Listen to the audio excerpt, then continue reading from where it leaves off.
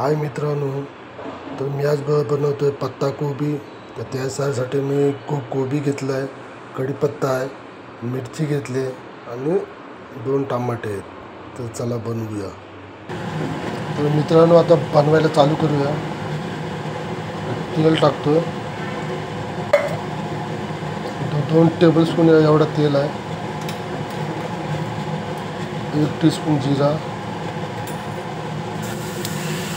जिरा गरम झाला आहे, त्यात आता टाकतो हिंग टाकतो,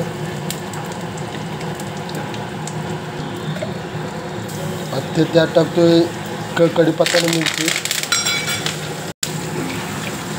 आता मी त्यात टाकतोय हळदी, 1 टीस्पून हळदी टाकले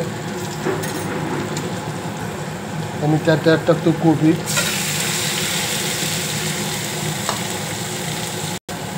आता मी मीठ टाकतोय चवीनुसार। आता मी मिक्स करून घेतो। मिक्स करून झाले, मी त्यात आता टमाटा टाकतो। टमाटा मीठ टाकले, आता भाजीसोबत मिक्स करून घेऊया।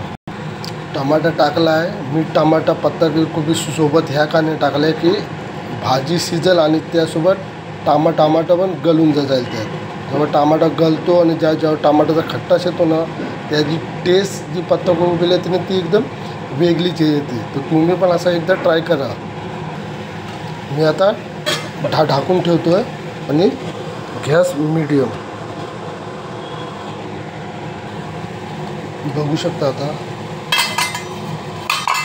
आता मी ह्यात ना 1 चिमटी साखर टाकतो,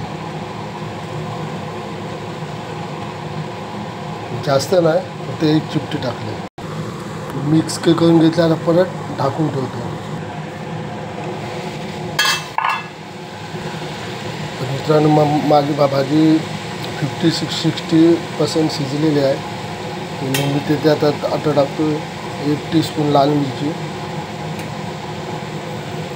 2 टीस्पून धनिया पावडर।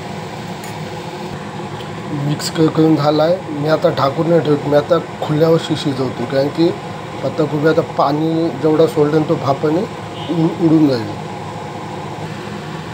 तर मी मित्रांनो बघू शकता, टमाटा पण गललेला आहे एकदम, आणि टमाटा जाऊन खट्टा चांगला येतो आणि वरनं ती थोडी 1 चिमटी साखर टाकली ना, ते खट्ट्यामध्ये मिक्स होऊन ते त्याची पण एकदम वेगळी टेस्ट येते। तर तुम्ही पण आज अशी भाजी एकदा ट्राय करा घरी आणि मला सांगा, कमेंटमध्ये सांगा की कशी बनली।